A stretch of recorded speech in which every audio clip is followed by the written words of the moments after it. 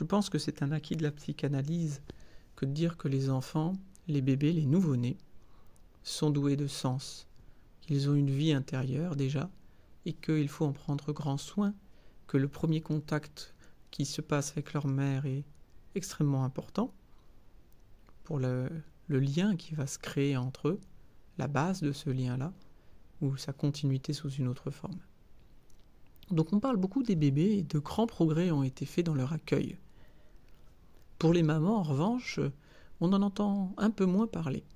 Parce que si la mère accouche du bébé, Sa Majesté le bébé, on soigne la mère, on en prend un peu soin, surtout de son corps, qui est souvent traumatisé lors de l'accouchement.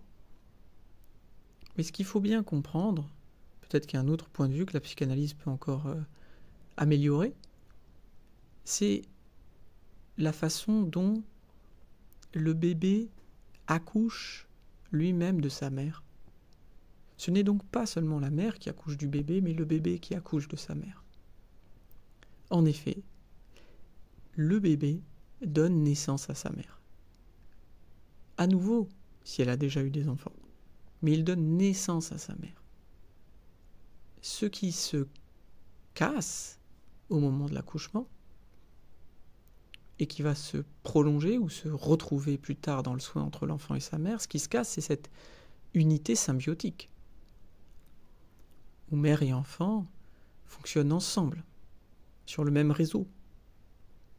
Et là, tout d'un coup, la mère est esseulée. Elle est projetée hors de l'enfant. L'enfant expulse sa mère.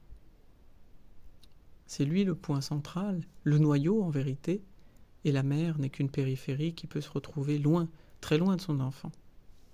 Et il lui est parfois difficile de le retrouver. Ou alors ce sont des retrouvailles qui ont le goût du passé. Et certaines mamans pensent qu'il est plus important pour leur enfant de revenir à l'intérieur d'elle. C'est un deuil, pas toujours évident.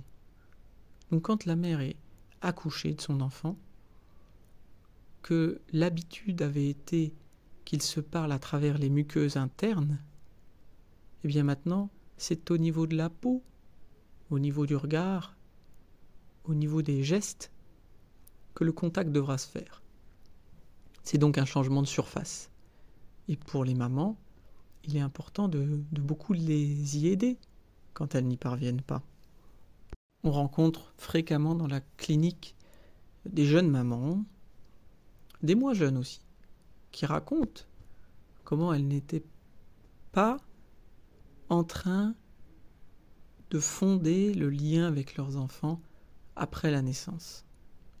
Combien il leur a été difficile, mais dans le silence, de trouver leur enfant autour d'elles.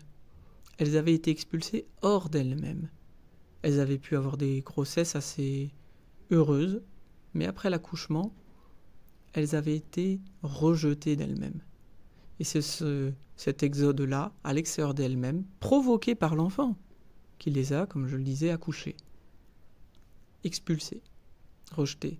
C'est cette distance qu'il leur faut à nouveau conquérir, à nouveau revivre, sous un mode totalement nouveau, avec l'enfant qui est à chaque fois différent, à chaque grossesse, et qui est un enjeu important, qu'il ne faut jamais oublier quand on connaît une femme qui a un enfant, ou bien qu'on est soi-même à travailler dans un service de maternité, ou tout simplement quand une mère raconte son lien avec son enfant. Voilà. Donc si les enfants ont besoin de très grands soins quand ils viennent au monde, on appelle ça le monde, mais le monde existait déjà pour eux, eh bien il en faut aussi de grands soins pour les mamans.